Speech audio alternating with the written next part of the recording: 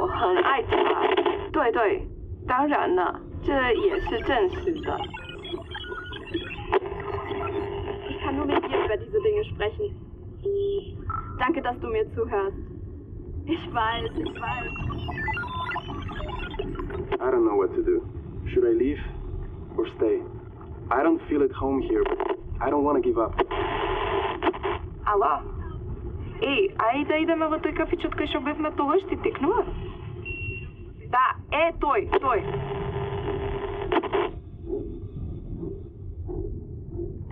Мої, слово лишнє. Молоді гэта не важно. Хто яшчэ думае пра словы і выкарыстанне мовы? Для ўсіх іх 那你为什么要招一个说同样语言的人呢？你就使用那里说的哪一个语言吧。现在你是住在新市区的，所以应该学语 Fa così 言。 tanta pena. Ha bisogno di un posto dove poter vivere normalmente. Potremmo aiutarla con la ricerca. Nostro figlio non è coinvolto in questo, ma parla fluentemente 5 lingue. Schon die Angst, dass dein Land ausstirbt, ist rechts. Angst ist die Hauptursache für schlechte Entscheidungen. Bleiben Sie ruhig. Sie werden alles bekommen, was Sie wollen, aber nicht mit Hass. Look, you need to get pregnant immediately if you want to keep the genes of your tribe. Sorry to be so direct, but that's the way it is. You can't avoid the facts. И сега ајде вие мене кажете ми, нели мислите дека е многу поважно да се спасат децата од сиромаштија и лоши родители? Ајде, објаснете. Bonjour, je vous appelle parce que je suis très intéressé par le langage artificiel que vous avez créé et j'espérais que vous pourriez m'en apprendre un peu plus. Par exemple, j'aimerais comprendre comment vous approchez sa syntaxe, est-ce que vous l'utilisez tous les jours, et aussi, est-ce que peut-être vous pourriez me donner votre contact parce que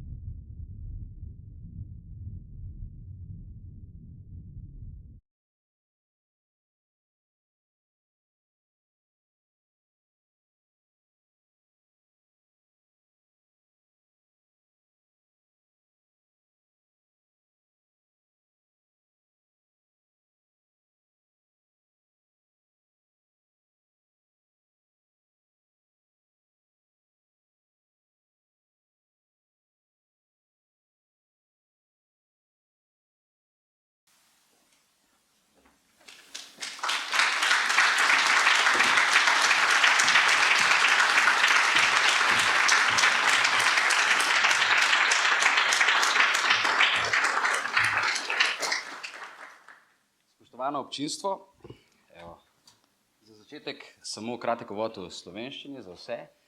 Nadaljevanje, to že zdaj povem, da se lahko čim prej organizirate tisti, ki se še niste, bo potekalo v angleščini tega pogovora, tako da si lahko dobite slušalke za simultano prevajanje. Danes gostimo izjemno književnico, mednarodno priznano, zelo potujočo tudi na moji levi strani. En prisrčen aplavz prosim za Yoko Tawada.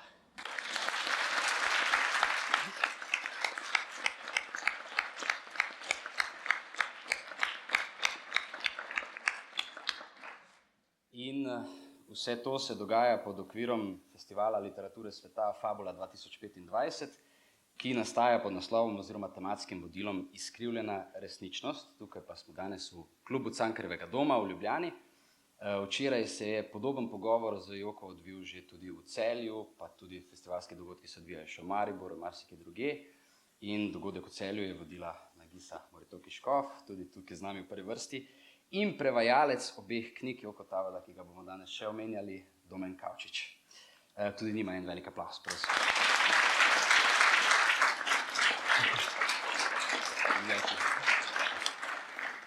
So I've made myself clear also in Slovenian language. Just a short presentation for everybody in English language, that we move immediately to our special and much cherished guest.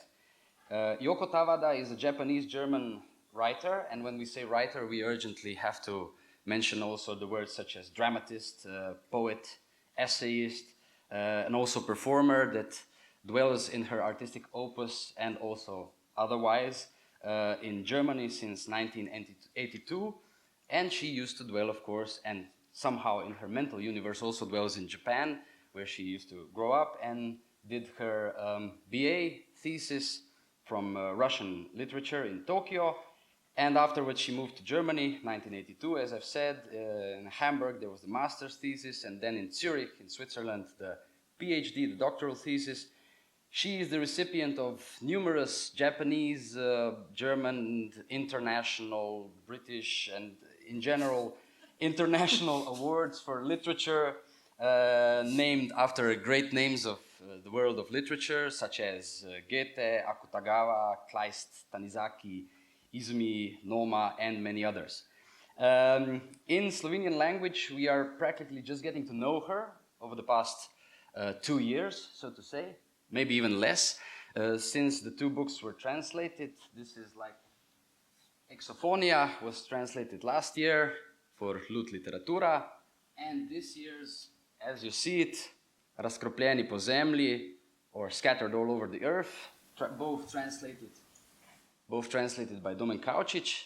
The books will also be possible to acquire after the talk, and Yoko Tawada will also be with you to sign books and maybe share a word or two in her very tough schedule these days. She was also a residential writer at the universities of MIT and Stanford, and she is very much a person of the world. So the first question will be directly in regard to that. We will turn to this passing of the threshold, or so to say, these gates or these different languages, cultures, and patterns that you like to observe in your work and bear so much emphasis in your work. In one of your essays from 2013, not a part of these books, you write, and I quote, you write, "Now that I have begun to think in German quite frequently, I most often associate the verb to hear, or hören, with to belong to, or zugehören. So that when I hear something, I feel the need to hurry after the unfamiliar voice and not remain standing on the threshold." That's also, some people in the Scattered All Over the Earth do the same gesture. They go immediately and follow. So how do you feel about your inner necessity to constantly traverse the limits of languages? Did it change? Did it morph through the years? Do you still feel mostly at home in Japanese and German, or did it change somewhat? Did it become more abstract? How do you feel about that? Well, I mean, I use German language every day, so it's not foreign to me, but I try to keep something like the imaginary border or foreignness, because it is very creative to feel something that is not belong to me, but it is outside of me. So the Japanese language is now also outside of me. I can observe it from outside and discover many things that I didn't know at the time that I used to live inside the Japanese language. Do you often get this feeling that now you have to move outside of German to keep your mind flexible, as you write somewhere, that until you move outside of a certain language that you feel certain about, you feel it like your skin. You don't know it's there. You breathe, you use it, but it becomes stiff. So do you feel like you have to move outside of German now more and more? Yes, or maybe you are talking about the gate. The image of the gate is very important. So you should not forget the gate. There is always gate. Maybe it's your imaginary gate, but you put the gate between two cultures or two languages and try to go very consciously go through the gate. And at the moment, in the moment that you go through the moment, you have no new ideas. Yes, since you're also a recipient of Akutagawa Prize, like Rashomon is Yes. also a part that has very lot to do with gates, Yes. old gates, big gates. We Yes. will meet that also later on, and scattered all over the earth. There's a very important gate Yes. there. But do you feel sometimes a little bit? Do you feel certain images or notions of being homesick, as we call it? Homesick for either Japan or Germany? How do you feel this emotion? Does it disintegrate in time? Does it have different faces now? Yeah, I think the emotion itself is for me not sadness or happiness or joyness, but it is a kind of chaos of all emotions. Yeah, is there, and when you begin to call it as sad, I am sad. You say I am sad. Yeah. So you categorize a part of your emotion in this category. Yeah. But the sentence, the sentence "I am sad" is not very genius for the literature. You don't write in the novel, "Oh, he was sad." Yeah. But why? Well, why? Because I don't begin with emotions, but I begin with the language itself. And how does the word sad in German or in Japanese or in other countries, how does the word look like? Yeah, it is my point of view. Yes. The letters, how is a sad in Slovenian language? Žalosten or žalostno. Ah, okay. It doesn't sound like sad. Yeah. Well, it does to us, but it's the second skin or the first skin. Okay. And the English word sad is, to me, because of the pronunciation of S, seemed to me very sad. So I'm not familiar with the English literature, English language, but sad, the word is for me very sad. Yes. Yeah.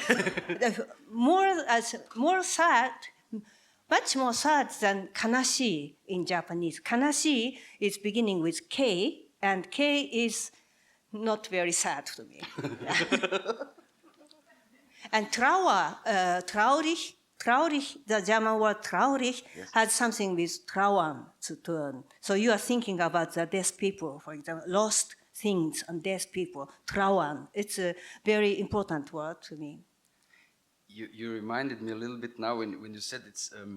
We will return to that a lot, because your style of writing for me, since I've read the first two books in Slovene, one as an essay book and one as a fictional book, is very associative, and I love that very much, and I sense that also this as a mechanism is a very strong mechanism in what you do, trying to open up these associations outside of symbolism, but fixed meanings, but making them even more abstract. So now you reminded me that the English word for being sad is sometimes also, which we have a lot on the title page, is blue. Yes. So they say it's blue, blue. And the interesting thing is that it reminded me of a sentence spoken once by a cosmonaut, by a Russian cosmonaut who first flew to space, Yuri Gagarin.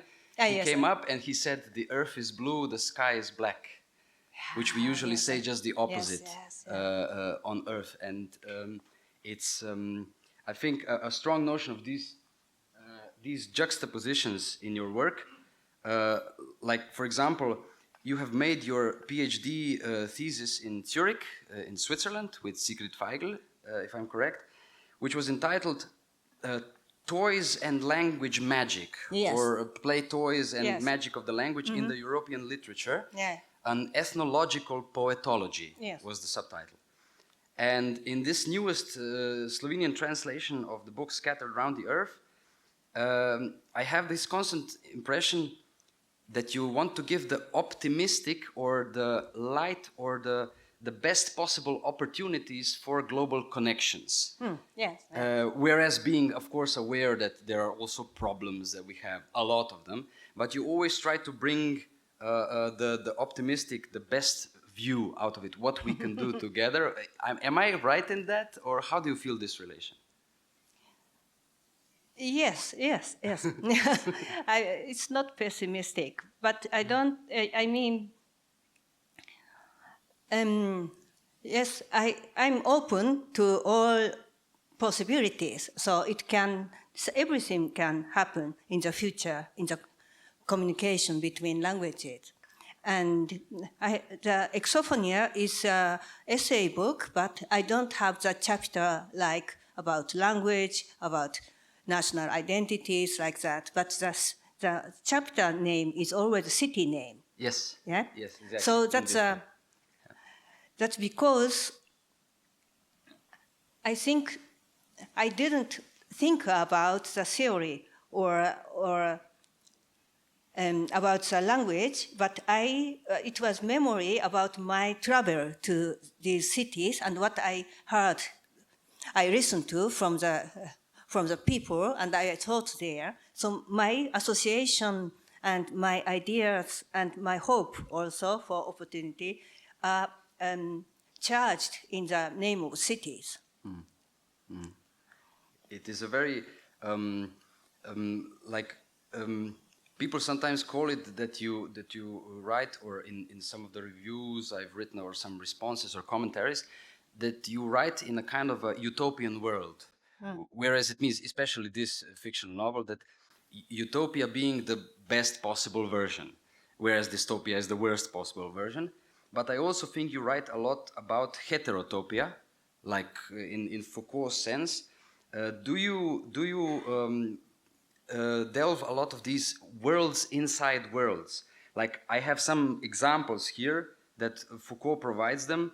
Like you have ships, cemeteries, bars, brothels, prisons, gardens of antiquity. We will talk about the Porta Nigra from Trier, like later on.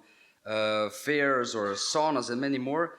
Do you research these places of the limit often? What are the places of these limits or no limits in your literature now? What are you most focused on? In my other books, like A Memory of Polar Bear, for example, there are always closed places, like circus, or the cage, yes, or the socialism, or zoo.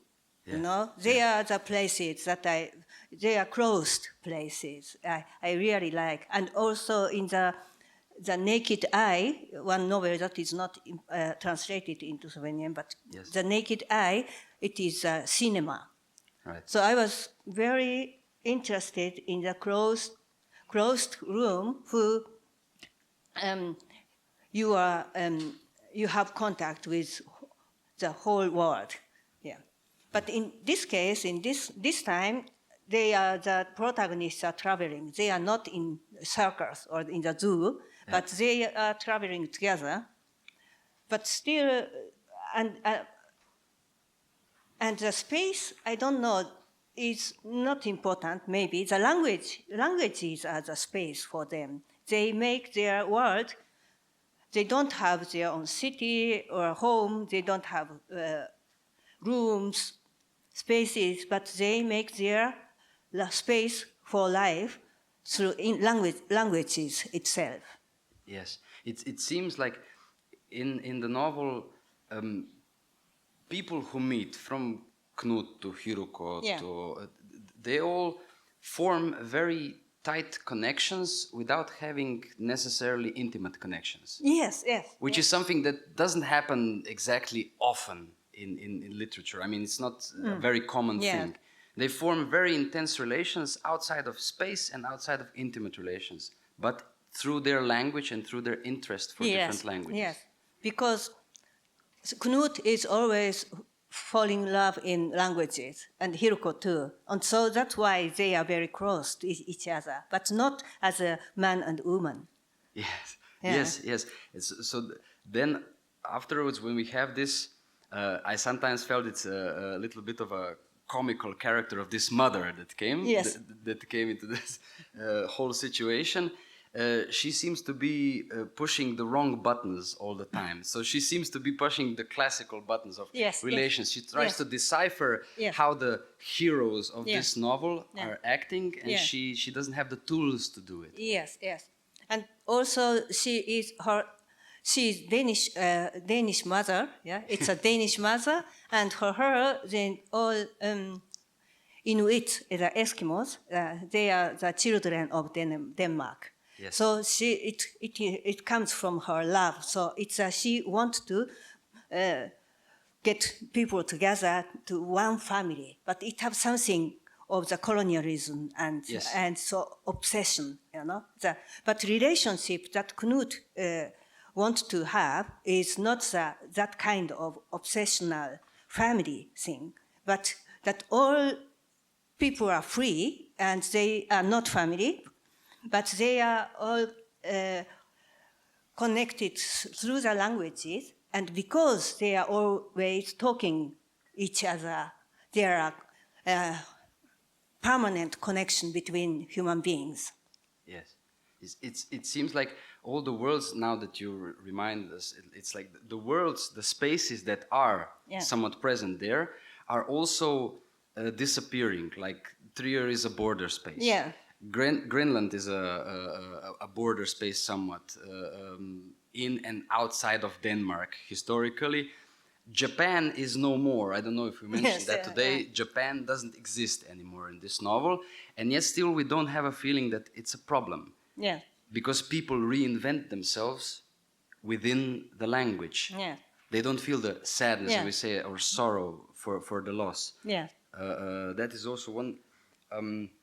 Since we were talking about a little bit about, because your habitat now is Mittel-Europa, so to say, a little bit. You wrote in Exophonia one peculiar thing. You said, and I quote, "When I first heard the voices of shepherds singing and calling cattle while milking them or calling them from hill to hill in the Swiss mountains, I was shocked. I thought this is completely foreign to the so-called notions of Western music or Western order, yet they were recorded at the very heart of Europe. And that was no ordinary yodeling or some simple folk songs. It was a fast exchange of chest and skull or cranium register of voice, which is also very prominent in other parts of the world, like the Pygmy culture, the Melanesian cultures. Do you actively seek these pre-language cultures? Do you research also the pre-language cultures or the abstract language before language? Yeah. And also the language between human beings and animals. You know, that shepherds, in Swiss shepherds, they could communicate with cows. And it's not a long time ago, it's the 70s, I think. The recording is very new. And in the middle of Europe, so it's so fascinating. Maybe we have also in music and in other art, the pre-language. And also the literature can be also pre-language because it is not only the thought is important, not only the meaning of sentences are important, but also sound and something that we feel that is very primitive, maybe, kind of language is in it. It's not a science or a theory book, the novel. Novel can be the language that with which you can communicate with birds or animals. Yes. There is a saying in one of those essays I mentioned earlier. You mentioned a Japanese saying, which hopefully now you will remember. It goes something like that: the boy that stands outside of the temple door learns the language before he knows it, or something like that. Yes. Monzen no kozu o narawa nu kyō o yomu. Yes. Yes, exactly. Yes. Yeah. I mean, I don't know. I remembered phonetically, yes. Sorry. You're very good. I remember phonetically a little bit. I mean, I recognized it now. Wow. So I gathered all Chinese characters with gate. You know, the gate is the part of the Chinese characters, ideograms, and there are several that characters with gate, and they have very quite different meanings. And one of them is a gate, of course, and that you mentioned listen to, or darkness, and other. And I mentioned it in the essay about Paul Celan, the German poet. Exactly. Because when you translate the one series of poems by Paul Celan, it's Sieben Rosen später, Seven Roses later is the title of it. Later, yes. And when you translate it into Japanese, that letters with gate appears 7 times. Yes. And Paul Celan, of course, does not know that. And also it's coincidence, of course, but still it is something like the magic of the language that I mean. The magic of the language appears through the translation.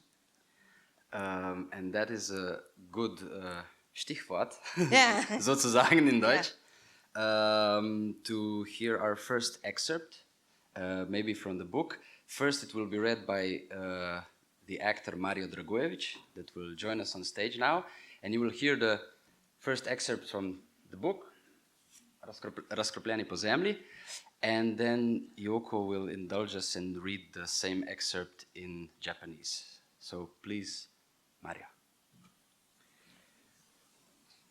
Moja slaba lastnost je, da me je več v besedah kot v dejanjih. Poskusimo s tem le rečem, neobstoječemu dam obliko, ga zavijem v celofan in druge prepričam v vizijo prihodnosti, kakršno da si vsi želimo. Tak talent v moji domovini ni bil posebej visoko cenjen, bolj so zaupali redkobesednim, a delavnim. Prednost so imeli tisti, ki so desetletja garali, držali jezik za zobmi in odsotno momljali, tole bo najbrž tisto, kar sem hotel doseči, ali pa tudi ne, kdo ve. Po drugi strani so jih mladi, ki so kazali pobudo in se zavzemali za spremembe, ki so si drznili imeti ambicije, da bi popeljali podjetje v nove smeri, dobili po betici s pregovorno macolo. Če klin štrli, se ga zabije, so govorili, in za vadbo zabijanja celo izumili igro lopni po krtu. V Evropi pa jih za svoj inovativni predlog nisem dobila po glavi.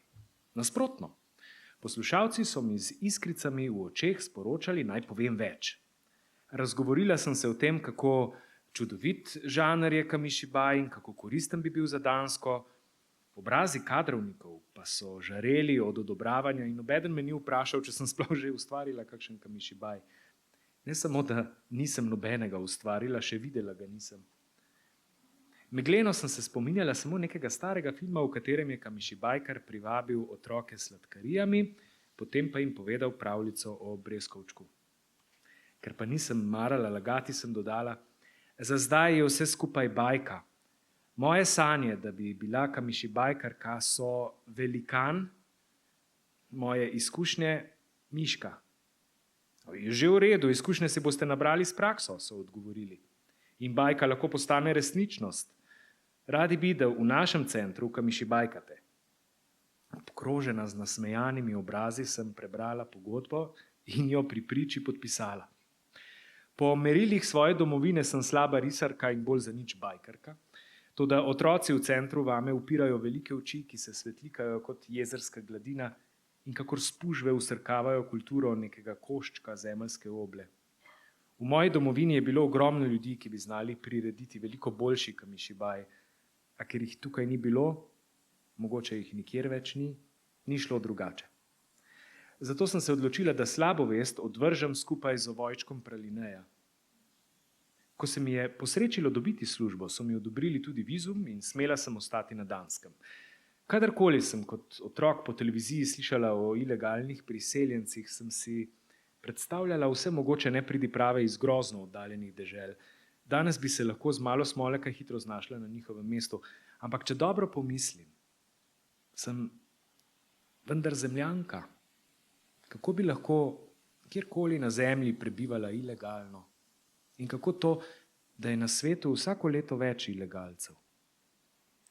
Če bo šlo tako naprej, bo kmalu vse človeštvo ilegalno.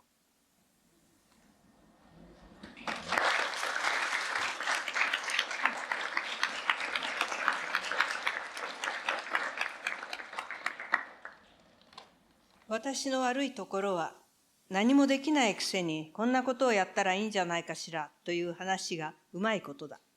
存在しないものに形を与え、色を塗り、それこそがみんなが求めている未来だと信じさせることができる。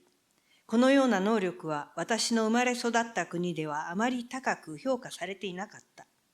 むしろ口数の少ない勤勉な人が信頼された。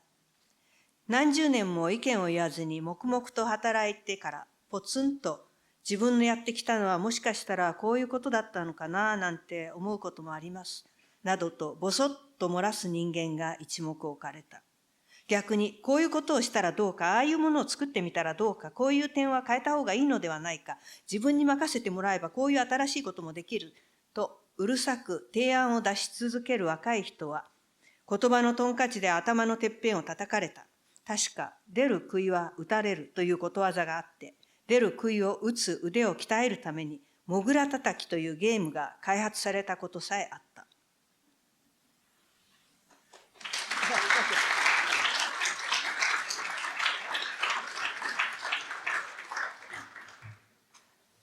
So thank you for this part. Thank you, Mario. I mean, there are of course many topics that we can go for. One of it, we talked earlier before our talk today, that there might be some similarities between some Middle European, not only Slovenian culture and Japanese culture, so that's why we get along so well together. And which is also exposed here in terms of hit the mole, or however you call. So just cut the ups and downs and make it worthwhile. It's very interesting to find this topic in a literature that seems sometimes so foreign or distant from us. For us Slovenes, I think it's going to be I think for many people it's going to be a big surprise here. But the more important thing is that we wanted you also to tell us this short excerpt in Japanese because of outside of being a prolific author, you published more than 50 books, achieved worldwide recognition. You are also very present as a live performer. You like to do that very much, as far as I know. You have had more than 1,000 or however. I think it's quite a vast number of public readings, but not only readings, events. As you put in an interview, a topic that we've started before, those who think, that is your quote, those who think my poetry is sometimes too demanding or tough, they change their opinion if they see the recital as music. They probably understand just as little or just as much as before, but they don't feel it has to be understood as an information anymore. That you clearly enjoy performing also with musicians, like you had many collaborations with the experimental jazz player like Akita Kase. And do you think, now my question is, do you think we read poetry or art literature in public spaces often enough or not?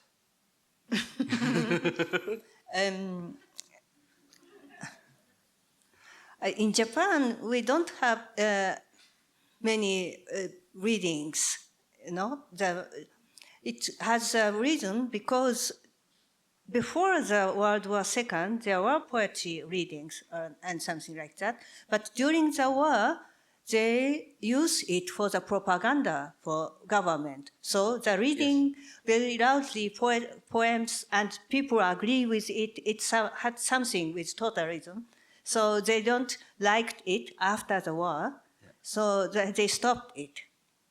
But there are some Hiromi Ito and Shiraishi Kazuko and some female poets who practiced it mostly in abroad, in Canada and in Europe and so. And when I arrived in Germany, I was very surprised how many poetry readings they do each evening in Hamburg, and several readings, and of course in Berlin too. And then I thought, okay, to me, that I can understand German language and poems, even philosophical text, when they are read, the sound as sound. Because in the written, because if you read it as an actor or as author, you show not only each word, but also the construction of the sentences and which part is important, more important than other part. So you pronounce the word that is important loudly and slowly, and the others speedy and weak. Yeah. So you can understand the composition of the sentence much better than looking at the text. If you have only written text, you must do that work by yourself. But so I thought, okay, in Japan, I thought the written text is perfect, and pronounced text is not perfect, because in Japanese, there are more than 1,000 to 3,000. I use more than 3,000 letters to write it, and you cannot know each time which letter I used when I read it. So the written text is in Japanese perfect, but not the pronounced text. But in German, I said, okay, the sound of the text is architecture of the literature. I want to read also. Yeah. I want to give the reading in Germany. It is like, one thing is public spaces like we are here now, which is quite a delimited space, but because in the excerpt there was a notion of kamishibai as a theater form, which is also somewhat alive in Slovenia over the past years. Some people are doing it and spreading the knowledge about it. If I recall correctly, it's like kami is paper, and shibai is theater. Yes. So paper theater, having images that are originally made by the author. It's usually the highest quality if they're made by the person and not some stock images or whatever. And then it really invades the public spaces as such, like corners of streets or having very... For me, it was really interesting, and I think it was maybe your intention in the book, that it is a time of catastrophe. Like Hiruko is somebody who is a patriot, doesn't have a home country anymore, and she tries to reinvent the whole book, her either identity or her own self, through language, finding Susano and the language back again. And in this time of catastrophe was also the most popular time for kamishibai in Japan, as far as I can recollect. So how do you feel about the loss of this live, anarchic, public space, non-academic, maybe street theater or street speaking corners, as there is in English? Do you feel the loss of that, or? Yes, but one reason for it is because of the internet, right? They have platforms and they have spaces for people to meet and to show something, images, very easily. And but I love papers, So it's, to me, the kamishibai is, and also books, paper books. If the text is on the paper or pictures, that is, to me,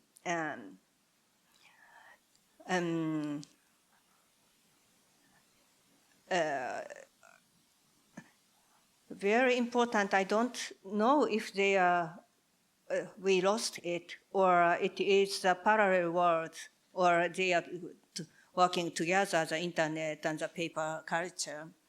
I don't know. But in the Hiruko's situation, she's alone in Europe and she don't have the materials or books to show. So she has to do make it the theater, paper theater by herself. She draw and she cannot draw, but she does it, and she tells old Japanese fairy tales, but she cannot really remember the tales. So she must make up the stories. That's not, and she can ask nobody if her version is correct or not. Yes. So you must go with the situation, catastrophe situation, very creative with only paper. Paper is also the very cheap and very easy material that you can get everywhere you don't have to have money also. Yeah. But she tried it. She tried that art of deconstruction, maybe. The culture, Japanese culture as tradition, as perfect, is somewhere or it's lost. And she must do it. She must take the element from it and reveal it by herself with paper and by hand. It is a funny thing, but because a lot of the story revolves around the city of Trier in Germany. Yeah. Which is like a juxtaposition to somewhere it's also said by one of the characters, maybe it's exactly Hiruko, that says, oh, with us in Japan everything went down because it's all made of paper and wood. Yeah. And here you have this massive old structures in Europe. And there is this image of this Porta Nigra, this old Roman gate in Trier, and bears the history of, there's notions of Marx, and there are notions of the biggest empire of Europe that ever was, the Roman Empire, and so on. And then it was also this Porta Nigra was meant to be a church in between, and then Napoleon said, no, put it back to Roman state. And it's also like with language a little bit, you write somewhere, like these Japanese castles, it's not necessarily that they are such as they were in history. They were renovated with other materials. Yes. And we still believe that they are the original ones. And it's the same with language. Yes. It's very special for Europe that you have original stone, the architecture with original stone. That's very special especially for Japanese people. And that memory of the traditional Europe or the ancient Roman Empire is somehow there also in my novel. But it is now not only Roman Empire, but many associations are with it. For example, the Akash from India said, we have the exact the same gate in India. And so it's not exact the same, but the similar one. And so each protagonist in the novel associates something else with that tradition, European tradition. It seems like they all have somewhere to attach to, except maybe Hiruko the least.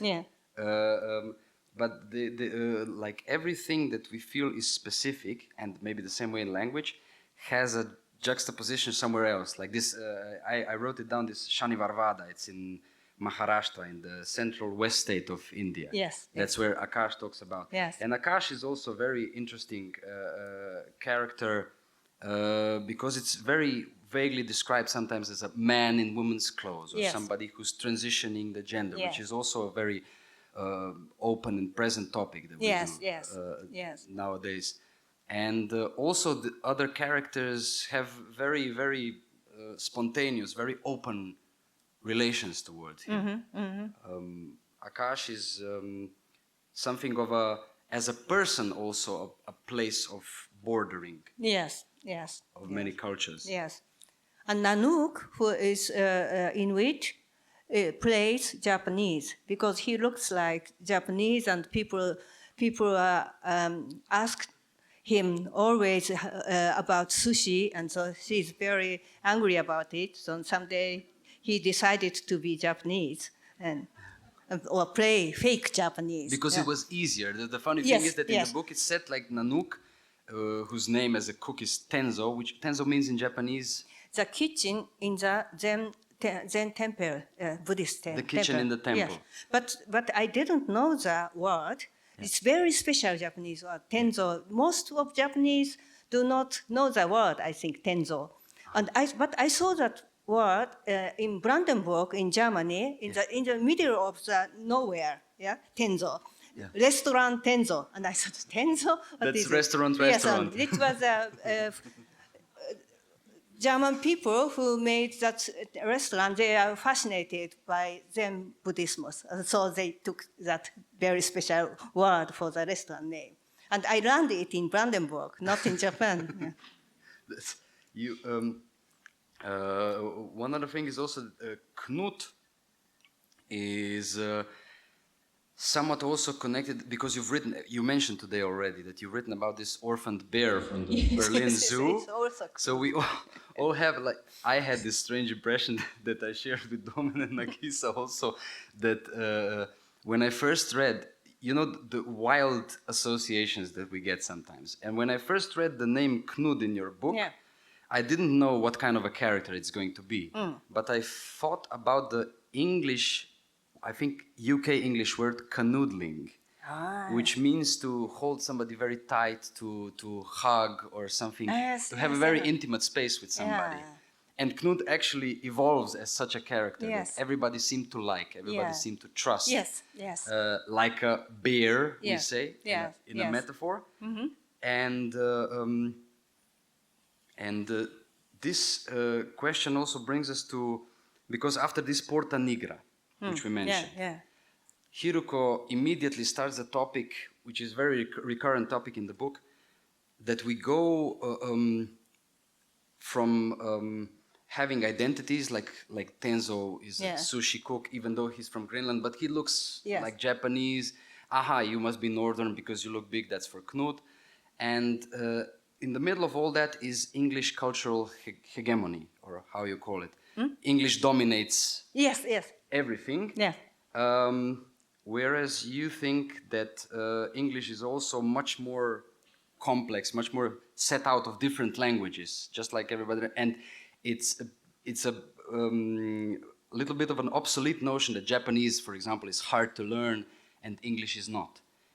It's just about that you hear it enough and then you go into this tapestry. That is a general notion in both these works of yours, that you know the language before you know it by facts.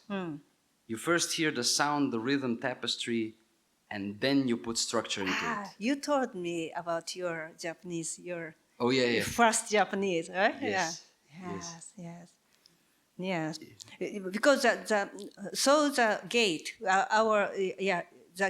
the human being is a gate, and the language is going through the gate in yourself, but it's not that first meaning, but the sound.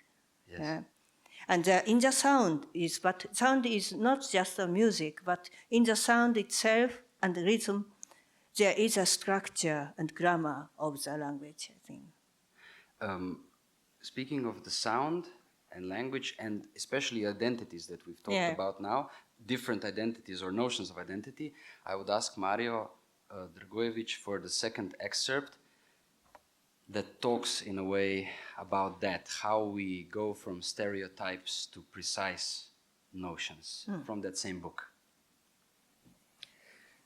S takimi mislimi sem se ubadal, ko je ekran naenkrat zavzel čisto drugačen obraz. Nehote sem zlezel s kavča in se usedel naravnost pred televizor. Ženska je bila na las podobna glavni junakinji nekoč priljubljenega animeja Vesolje brez dežja. Povedala je, da prihaja z otočja nekje na sredi med Kitajsko in Polinezijo, da je prišla za 1 leto študirati v Evropo, 2 meseca pred načrtovano vrnitvijo domov pa je njena država izginila. Od takrat ni videla ne domačih, ne prijateljev. Ob teh besedah sem se skremžil, kot da bi zagrizel v limono in pogoltnil slino, ona pa je neprizadeto nadaljevala. Njen obraz je bil kakor nebo v beli noči, svetel in temen obenem, a najbolj od vsega me je pritegnil jezik, v katerem je pripovedovala. Bil je povsem razumljiv, a to ni bila danščina. Bil je razločnejši, bolj artikuliran in prvih nekaj sekund sem mislil, da je mogoče norveščina. Pa ni bila. Bliže je bilo švedščini, pa hkrati gotovo ne prav švedščina. Ves čas so bile v prvem planu njene ustnice in uvedel sem se, da že prav strmim vanje, kakor da bi prežal na priložnost, da jo poljubim. Od sramu sem za trenutek pogledal stran, pomislil sem, da spominja na islandsko pevko Bjork v mlajših letih, torej mogoče govori islandsko. Povedala je, da je doma z otoka in Islandija je zagotovo otok. Položaj je bil sicer vprašljiv. Res je, da se zemlja močno segreva in zaradi staljenega ledu nastajajo novi morski tokovi, vendar doslej nisem slišal, da bi Islandija odpotovala nekam med Kitajsko in Polinezijo. Kateri jezik bi potem to bil? Voditelj je razmišljal podobno. Mimogrede, govorite povsem tekoče, ampak kateri jezik je to? Se je pozanimal. Takrat se je prvič nasmehnila in povedala. Moj izum pravzaprav. Domov nisem mogla in študija v Göteborgu nisem mogla podaljšati, pa sem v Trondheim šla. 1 leto sem štipendijo imela, pomlad, poletje, jesen, zima so minili, kot bi mignil. Na srečo sem v Odenseju službo našla in se spet preselila. Novodobni migranti smo bolj nomadi. Res ni več držav, ki nas nočejo, ampak tudi takih, kjer bi se lahko stalno naselili ni. Samo 3 države sem spoznala, njihove jezike sem se samo kratek čas učila, hitro jih zamešam. Toliko prostora v možganih ni. Pa sem sama jezik ustvarila. Umeten jezik, ki ga večina Skandinavcev razume. Si iz angleščino ne morete pomagati? Zdaj te v Ameriko pošljejo, če angleško znaš. Tega se bojim. Bolezen imam, v državi brez urejenega zdravstvenega zavarovanja ne morem živeti. Nameravate ostati na Danskem? Ja, vsaj dokler ne potone. Tako odločen sem bil, da bom nedeljo prelenaril, zdaj pa mi je srce bobnelo kot zastavo. Obšlo me je vznemirjenje kakor uličnega performerja, ko se okrog njega začne zbirati množica. Na spodnjem robu TV ekrana se je prikazalo njeno ime. Hiroku. Ja.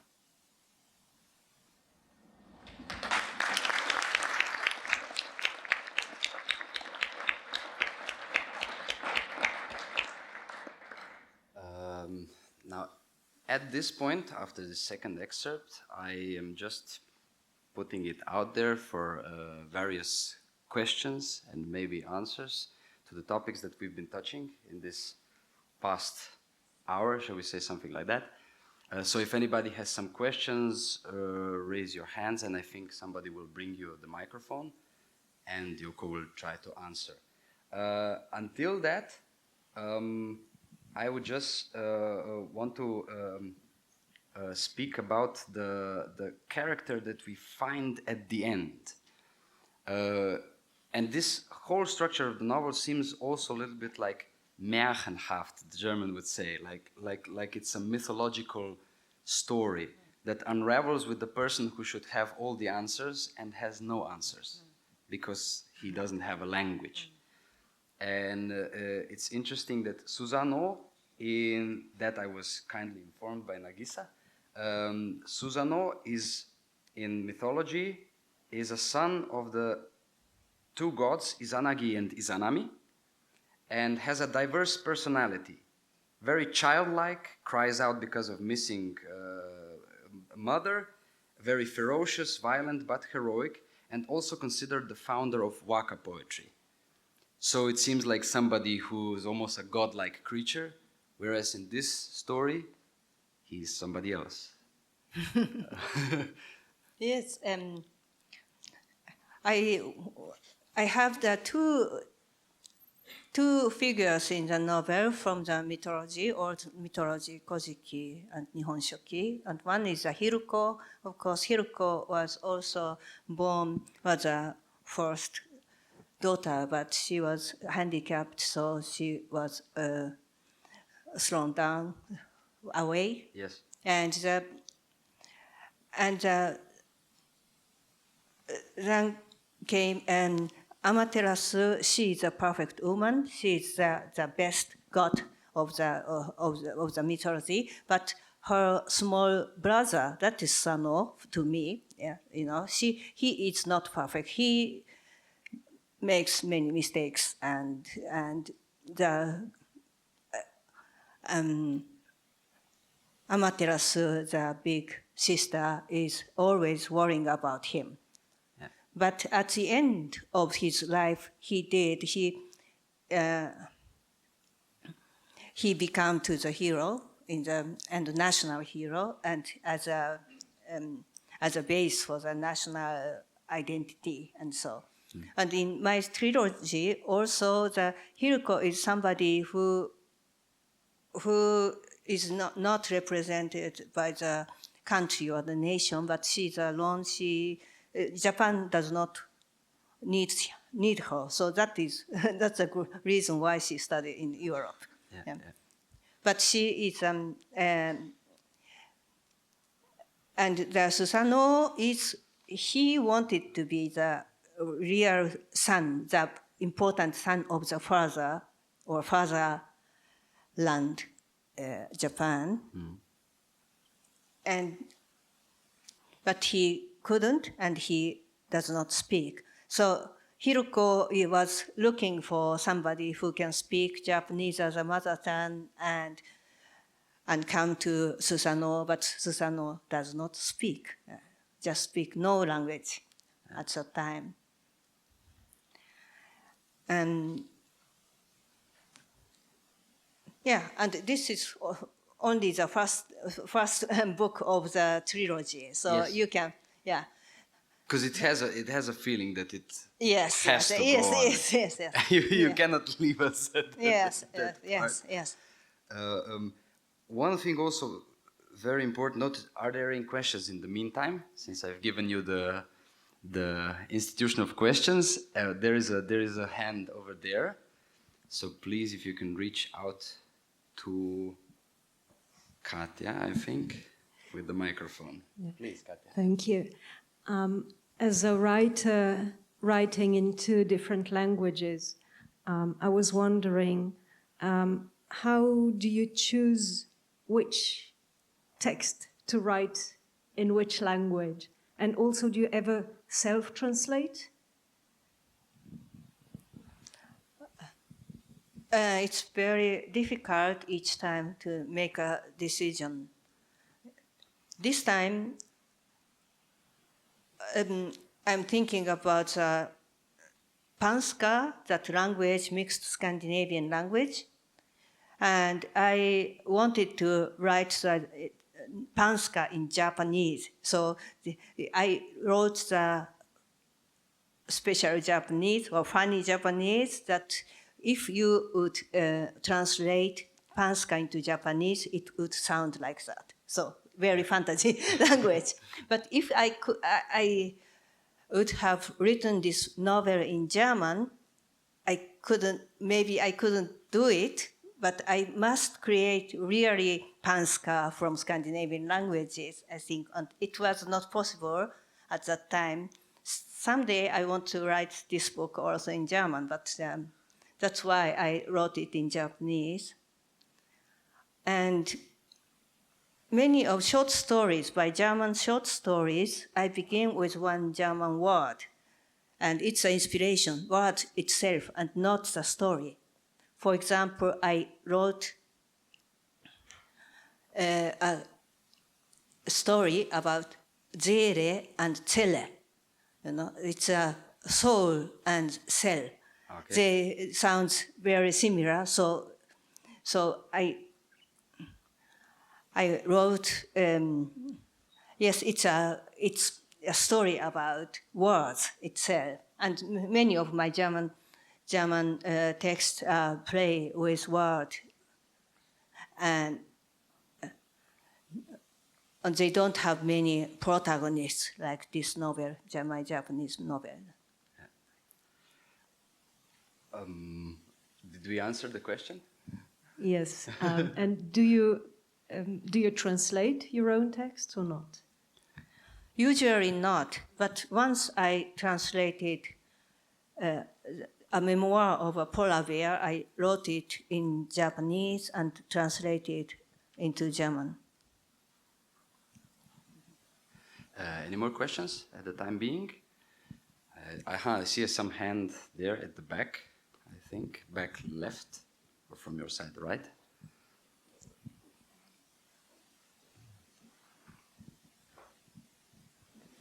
Okay. Thank you for the light. Good evening, everybody. I have a question to the author in the sense of that she's a multilingualist. I think all the languages are, constructed on the basis of the culture and the personality or character of the speakers as an ethnic group or as a nationality. And I was wondering if you also have, like, let's say, like different characters inside of yourself according to the language that you're using at the time.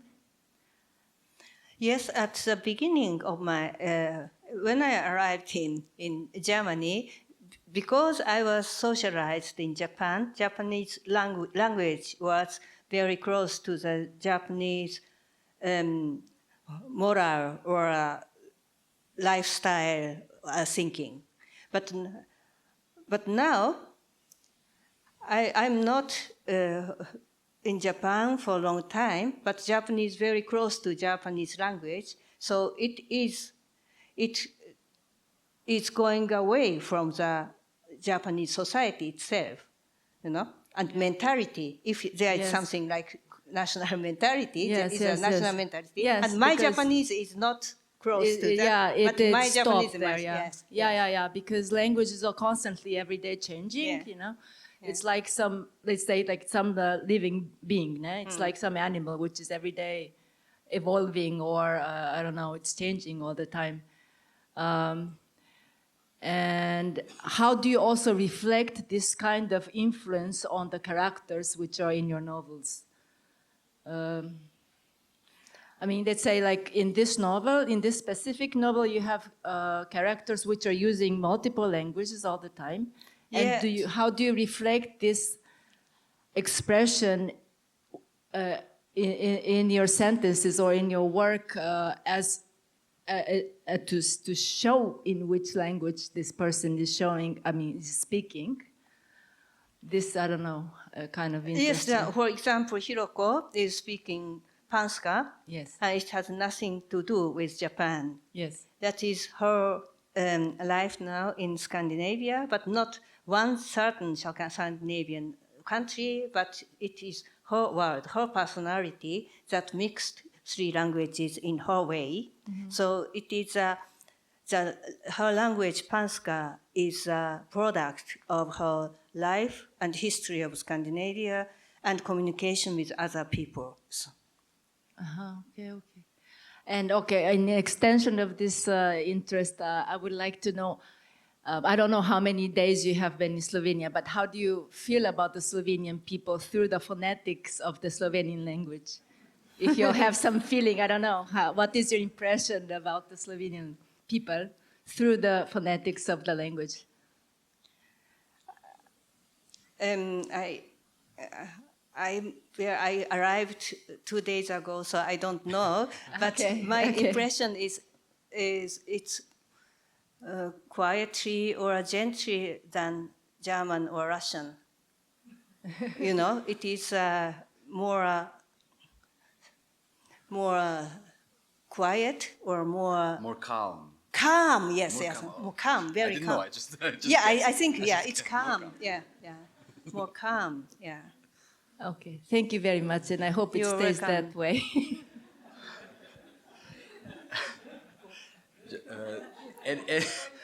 And we do hope it stays calm and, bang the mole. So the mole remains calm, yes. Yeah, okay. So maybe. Any more questions at this point? I don't see any hands. So just one final notice Yes, I would okay. like to give, because I think we're around our time somehow. I would just like to say that it's interesting that this Panska and invented language and all these languages that coincide in this novel, there is all the time the permeating feeling that whoever meets whoever in this novel, they either instantly or very quickly become friends through their common interest. I mean, that sounds like a very vague topic, but it reminded me of like one novel that was translated into Slovene a couple of years ago by Amalia Maček, I think, Mijn jaar in Niemandsbucht van Peter Handke. Mijn year in Nobody's Gulf, or how we would call that, Nobody's Bay, where there's a whole year introspection of the main character, and at the end friends come together and they don't speak, nothing much happens, they're just happy to be together. Whereas in your novel, it could be said it is the diametral opposite. People are all the time thrilled to talk to each other and give each other energy, even though the world is going bananas and the catastrophes and all the questions of climate crisis and so on, we could go on. Do you feel like that is one of the notions which can, of course, be looked at cynically all the time, but you want to give? Yes, and especially in the pandemic, I had the feeling that people do not talk each other anymore. I was very afraid of the very quiet world. So I let my protagonists talk always each other. So, if there are not any questions more, I would like to thank you for being so attentive. Thank you, the audience, and especially a great thanks to the organizational team, of course, and a great thank you to you, Yoko Tawada, for visiting us in Slovenia, and we hope to see you soon. Thank you. Yeah, thank you. Thank you.